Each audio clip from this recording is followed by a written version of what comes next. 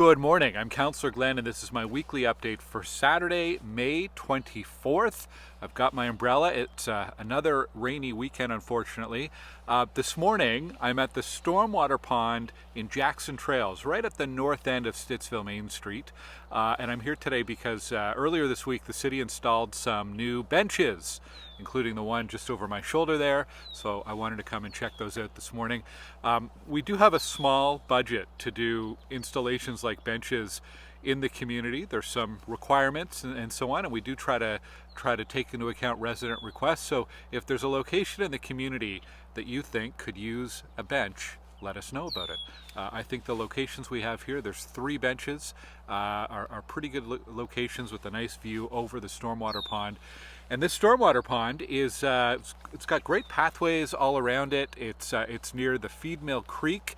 The Feed Mill Creek runs, it actually starts over in the Timbermere neighborhood, runs through Potter's Key and Jackson Trails, really defines those 2 neighborhoods. And then it heads over to Tanger Outlets and eventually hooks up to the Carp River. So one of our underappreciated water courses, the Feed Mill Creek, running through Jackson Trails. Lots of updates. I just wanted to give you a reminder, this weekend is Ottawa Race Weekend. In downtown Ottawa, there are extensive road closures all throughout downtown Saturday and Sunday. So be aware of that. And if you're heading to central Ottawa, plan accordingly. And then Monday, Tuesday this week, King Charles is in town for the throne speech. And there will also be extensive road closures in the downtown area on Monday and Tuesday. And you can find all the information about the road closures and what to expect by going to ottawa.ca. It was a busy week for me. Looking back, I had a nice breakfast yesterday with our new MP, Bruce Fanjoy.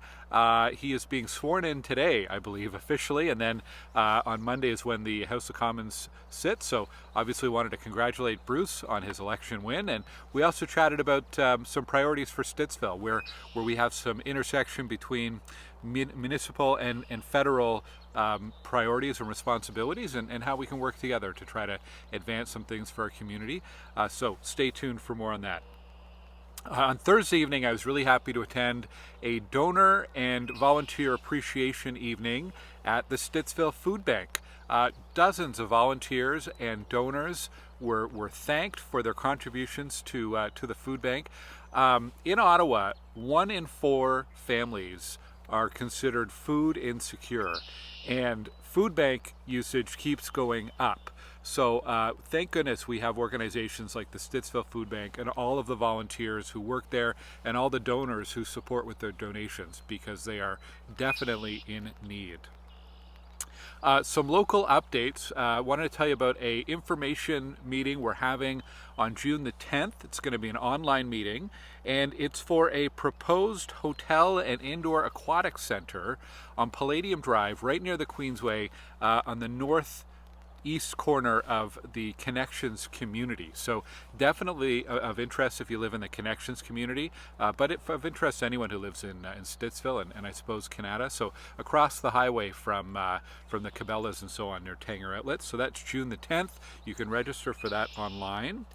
Speaking of the Connections community, next Saturday they're having an event in the park. Community is organizing a big event. I'm going to drop by there with my team, and we'll have some information about that development proposal. We'll have some information about the new Crossway Terrace Park. I know there's some questions about traffic calming and parking and so on in the neighborhood as well. So drop by and see us at Connections Park, or Crossway Terrace Park rather, next Saturday at noon. We had some questions about some drilling activity along the Trans-Canada Trail near the observation deck, and I'll tell you what this is. This is for testing and monitoring wells, and they are monitoring geology, soils, and groundwater levels. It's related to a future development north of Hazeldean Road near Timbermere. And what they are doing is, when that land gets developed in future years, they need to ensure that any stormwater runoff does not interfere with the functioning of the wetland or the Hazeldean drain. So they are drilling a couple of monitoring pits where they're going to be gathering information so that they can do an appropriate stormwater design plan And of course, you can find more information about that at glengower.ca. And do check that out because we have lots of information posted every week. I don't cover it all in these videos because this video would be about 30 or 40 minutes long, but do check out my website on a regular basis for more information. On my website, there are some concept plans for the new Dagenham Park. Dagenham Park is in the Westwood community, Dagenham at David Weans. So it's a little bit west of the new high school there, and there's a couple of concept plans that residents can go and vote on and share your feedback for city staff. The city's wild parsnip program is ramping up, so every year they do some spraying and parsnip removal along many rural roads as well as in parks and along pathways. If you do see wild parsnip that you're concerned about on city property, you can call 311 or make a report at ottawa.ca/311.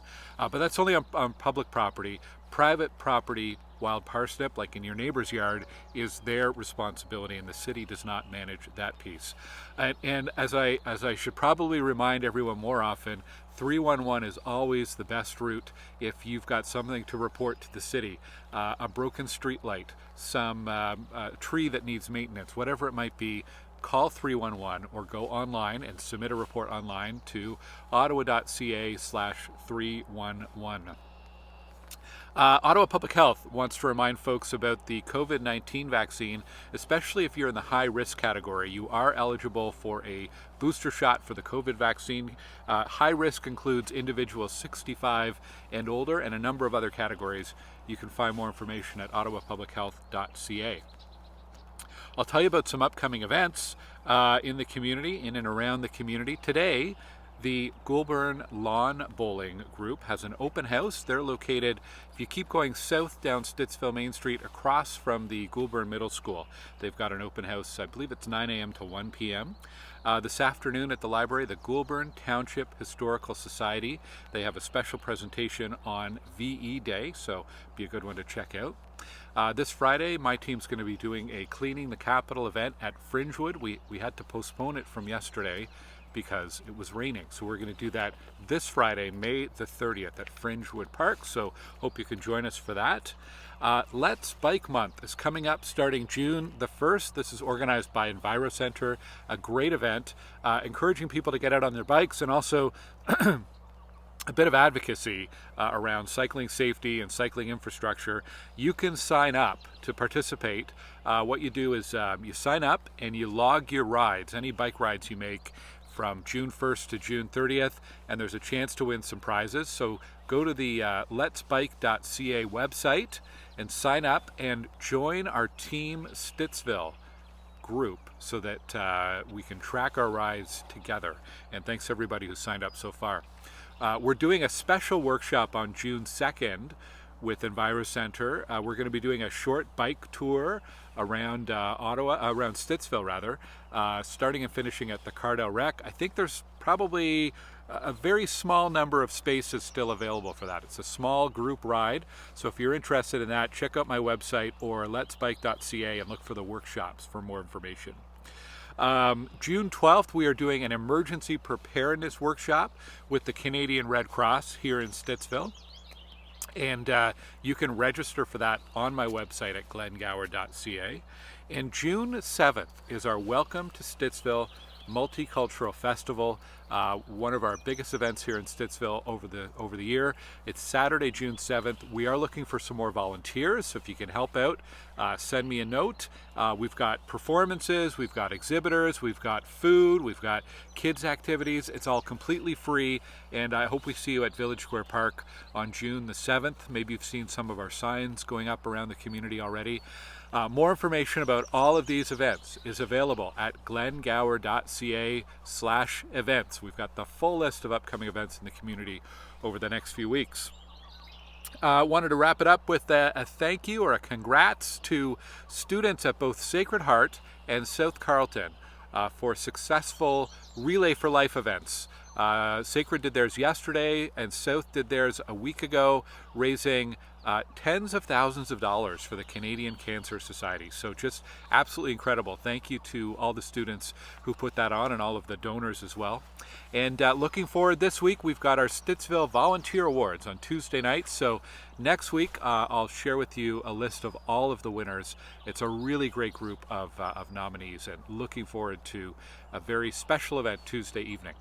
That's it for me. I hope you have a great weekend despite the rain. It's not raining too heavily, so still a chance to get out and explore maybe the paths here in Jackson Trails around the stormwater pond and Feed Mill Creek, or maybe go out and support a local business here in our community. I'm sure they would appreciate your patronage. Anyways, have a great week, and I'll see you here next time. Take care.